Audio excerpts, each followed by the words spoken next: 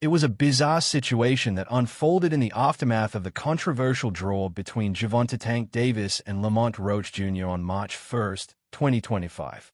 The lightweight title fight was billed as a mismatch, with the heavily favored Davis expected to steamroll through Roach. However, the fight turned out to be a much tougher affair than many had anticipated.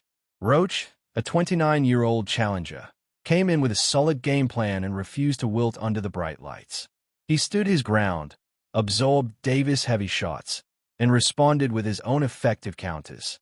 In a shocking turn of events, Davis found himself struggling to find openings against Roach's disciplined defense. The pivotal moment came in the 9th round when Davis took a knee, seemingly after being hit by a punch from Roach. Referee Steve Willis initially ruled it a knockdown, but then inexplicably reversed his decision, much to the bewilderment of the crowd and the commentators. Many believed this call unfairly benefited Davis and robbed Roach of a deserved victory. In the aftermath, the boxing community was abuzz with discussions and debates over the fight's outcome.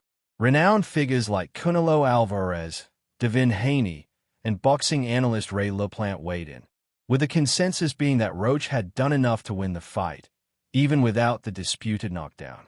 Lamont Roach Jr. himself was understandably frustrated, taking to social media to voice his displeasure. "You're tweaking if you'll think Buddy was off or had an off night," he wrote. "That stuff is just different there with me. I told y'all from the start, just because I feel like I won y'all acting like I said he was easy work or some." Roach went on to explain that the overturned knockdown would have given him a unanimous decision victory, rather than a draw. He made it clear that he felt he had done enough to win the fight outright, and he was not going to let the controversial decision slide.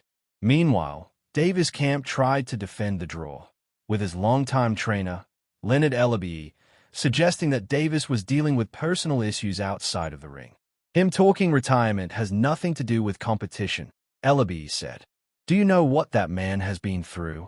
He's a great fighter, but he's also human, and sometimes life can be overwhelming when you go through things at any age." However, the majority of the boxing world seemed to side with Roach, who had thoroughly outboxed and outfought the once dominant Davis. The idea of an immediate rematch was floated, with many feeling that it was the only way for Davis to redeem himself and reclaim his status as one of the sport's top young stars. As the dust settled, the boxing community eagerly awaited the outcome of Roach's appeal and the potential announcement of a rematch between the two fighters. The future of Davis' career hung in the balance, as he faced the daunting task of bouncing back from a performance that had many questioning his true abilities. One thing was certain: the boxing world had witnessed a major upset, and Lamont Roach Jr. had proven himself to be a formidable challenger who was more than willing to back up his trash talk with his fists. The stage was set for a highly anticipated